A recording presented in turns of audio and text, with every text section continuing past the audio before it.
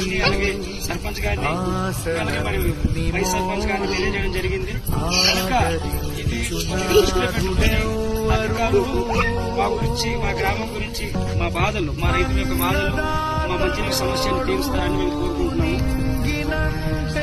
స్థానిక సర్పంచ్, వైస్ సర్పంచ్, మన ఇక్కడ ఉన్న పీసా కమిటీ సభ్యులతో అనంతగిరి పంచాయతీ మారుమూల గ్రామమైన మద్దిగారు గ్రామంలో ఈరోజు పర్యటించడం జరిగింది. వారం రోజుల పాటు తాగడానికి నీరు లేవు.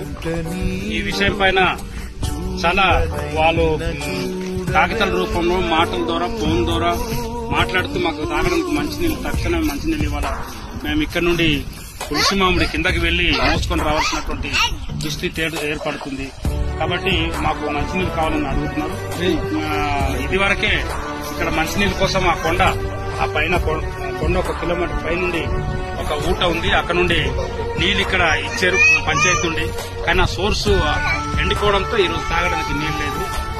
కానీ ఇప్పుడు ప్రస్తుతం ఒక ఊట ఉంది, ఇక్కడ చూసాము.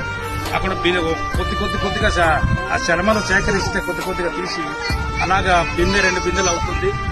ఆ రకంగా అవడం వల్ల తాగడానికి నీరు కూడా లేదు, అది ఎవరికి అందట్లేదు.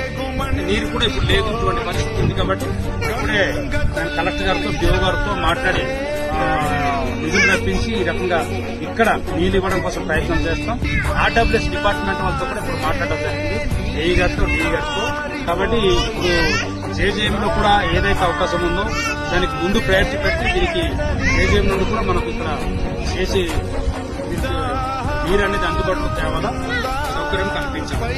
కాబట్టి తీవ్రమైన సమస్య ఉంది. ఖచ్చితంగా నేను ఈ విషయాన్ని పై అధికారుల దృష్టికి తీసుకెళ్లి నిధులు కేటాయించేలాగా నేను ప్రయత్నం చేస్తాను. ఏదైతే జలజీవన్లో ఉన్నాయో వాటిలో కూడా ముందు ప్రయారిటీలో మేము పెట్టి దానికి చేయడానికి ప్రయత్నం చేస్తాం.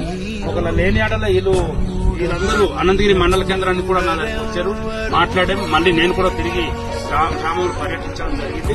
ఖచ్చితంగా ఇప్పుడు దేవు గారు కలెక్టర్ గారికి ఫోన్ చేయడం జరిగింది. వాళ్ళు సమావేశంలో ఉన్నట్టున్నారు. వాళ్ళ సమావేశం అంటే అయిపోయిన తర్వాత ఇప్పుడు ఖచ్చితంగా వాళ్ళతో మాట్లాడి నిధులు కేటాయించాలని ఖచ్చితంగా మేము మాట్లాడతామని సందర్భంగా కోరి